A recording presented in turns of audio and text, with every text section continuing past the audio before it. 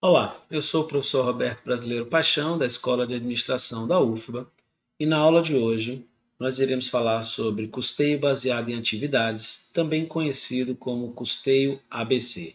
O ABC aqui é do termo em inglês, tá? É de custeio baseado em atividades, ABC em inglês. Então vamos lá. A lógica do custeio ABC segue uma lógica muito similar ao custeio por departamento, tá?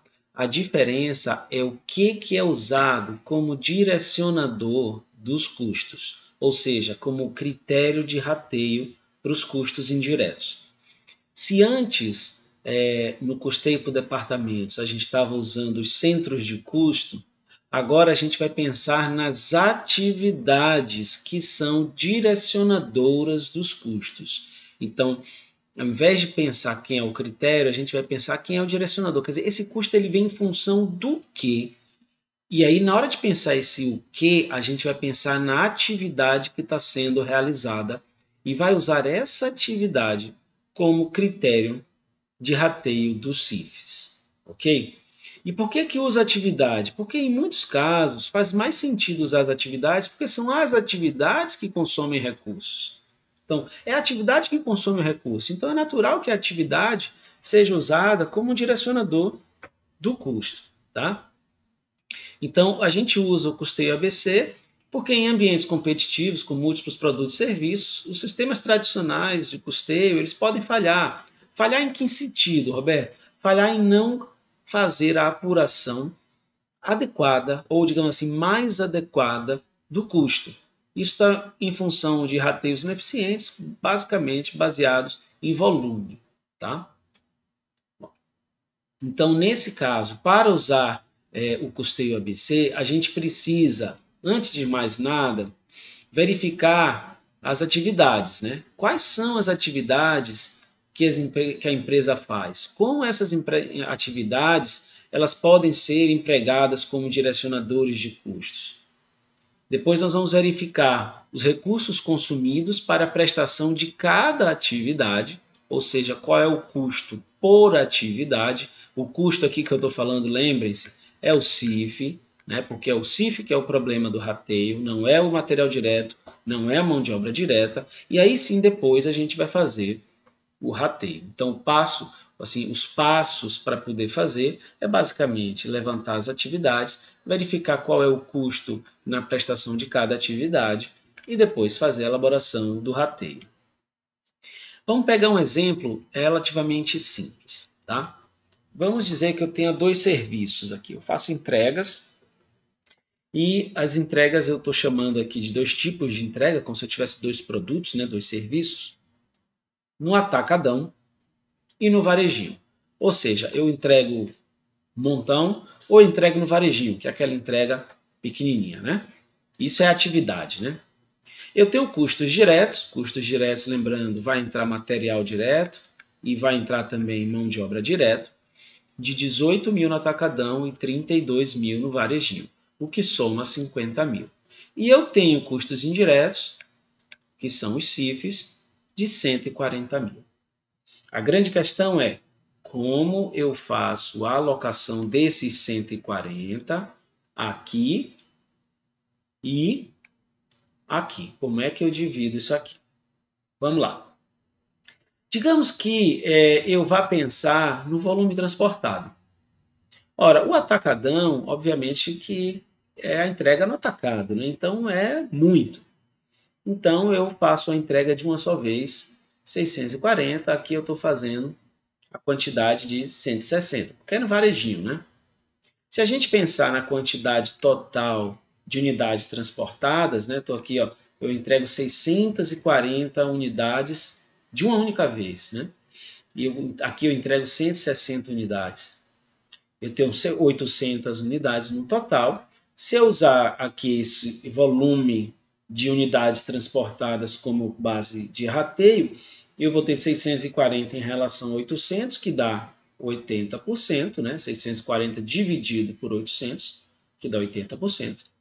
E aqui eu vou ter 160 dividido por 800, que dá 20%, totalizando 100%.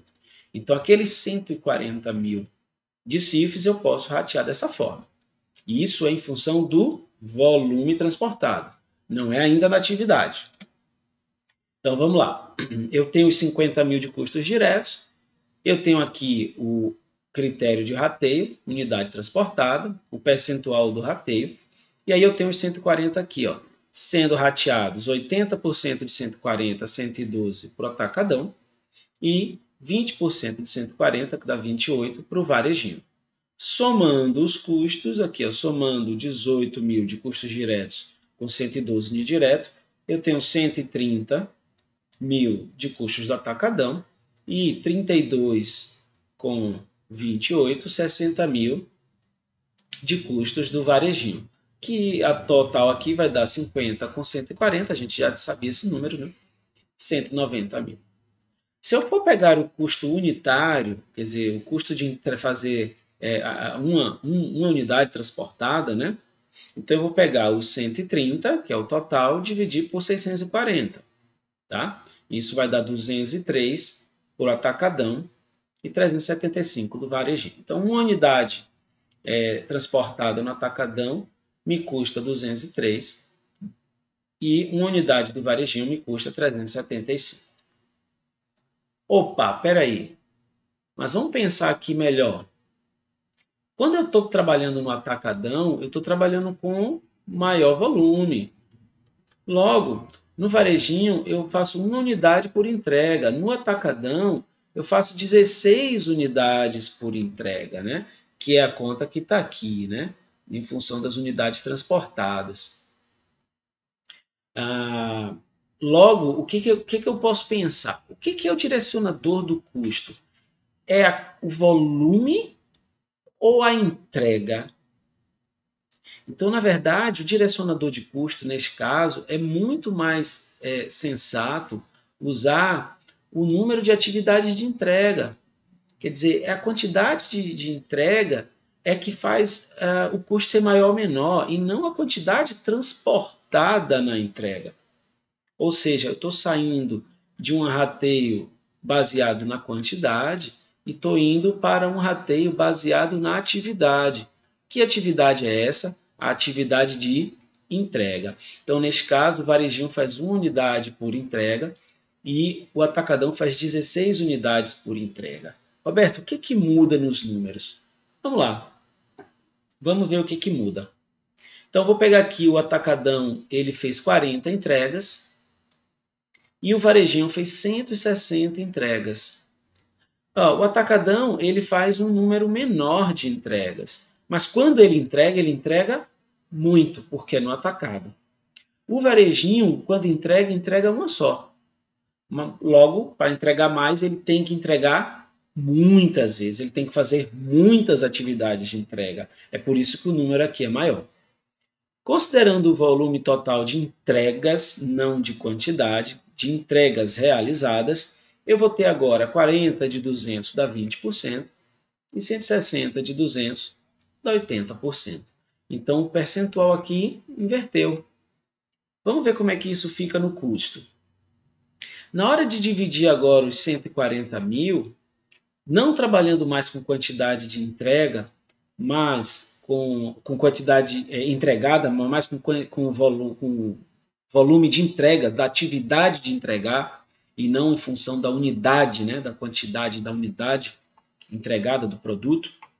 Né? Então, eu estou trabalhando aqui, rateando 20% dos 140, que dá 28, para atacadão, e 80% dos 140, que é 112. O custo total vai ser 18 mil aqui com 28, que dá 46, e aqui vai ser 32 mil com 112, que dá 144. Dividindo pelo número de unidades transportadas, eu vou ter 640 unidades, que esse número a gente já tinha antes, e 160 unidades aqui. Eu tenho um custo unitário de R$ 71,88 por unidade transportada do atacadão e R$ 900 por unidade transportada no varejinho. Se a gente for comparar aqui com o nosso rateio anterior, eu estava com 203 e 375. Mas vamos pensar direitinho, será que entregar no atacado e entregar no varejo é relativamente próximo assim? Ou é mais distante assim? Ora, é natural que seja mais distante. Por quê? Porque, nesse caso, o direcionador dos custos dos 140 não pode ser a unidade transportada. Quer dizer, poder pode, né? Juridicamente, legalmente, pode. A contabilidade aceita isso. Mas não faz muito sentido. Não é a melhor forma de apurar. Por quê? Porque o direcionador de custo melhor aqui, o que faz com que o custo seja maior, não é transportar mais unidades ou menos unidades, mas é a quantidade de entrega que você faz. Tá? A quantidade de entrega ela é um direcionador de custo muito melhor do que a unidade transportada. Logo, eu mudo o meu critério de rateio. E nesse caso aqui, observe que a quantidade de entrega é exatamente a atividade. E essa é a lógica do custeio por atividade. O que muda? O que muda é que a gente cria uma nova forma de apurar os custos por produto, de fazer o rateio dos CIFs por produto. No caso do custeio por atividade, é pensar como as atividades, as inúmeras atividades que uma empresa faz, como essas atividades elas são direcionadoras dos custos. Vamos lá. Roberto, faz sentido usar o custeio por atividade em todos os negócios? Não, acho que não. Se você não tem, por exemplo, as atividades como sendo, digamos assim, o driver do direcionador de custo, não faz sentido. Mas se for, faz sentido. Significa que você vai ter que analisar caso a caso se vale a pena ou não usar o custeio por atividade.